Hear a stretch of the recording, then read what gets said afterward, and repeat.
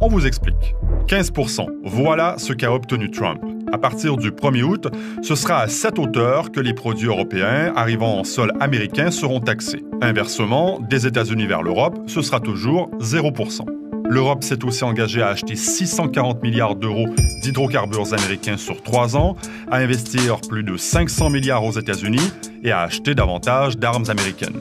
It's the biggest deal ever made. Thank you very much. Congratulations. Alors vous vous en doutez, le coup de massue a été énorme pour nos concitoyens. Heureusement, soyez rassurés, notre leader suprême, après 3 jours de méditation transcendantale, a finalement pris la parole pour nous expliquer le problème. Nous n'avons pas été assez craints. Qu'est-ce que tu racontes?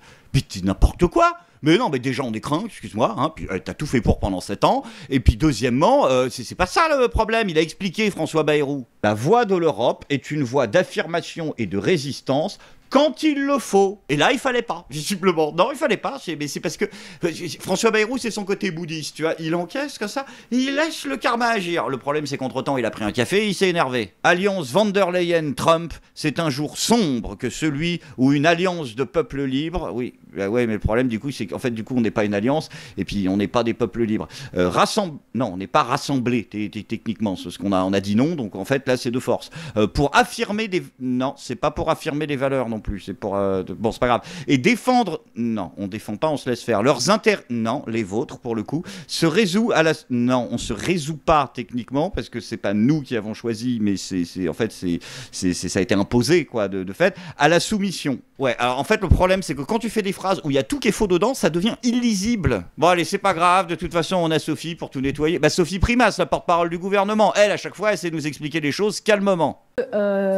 Cet accord est donc en cela une bonne chose. Il a permis également de montrer aux États-Unis que nous pouvions avoir une position qui soit une position partagée. Ah bah ça c'est vrai, ça, non mais elle a raison. Là on a affirmé effectivement qu'on avait une position commune. On est tous d'accord pour se faire enculer.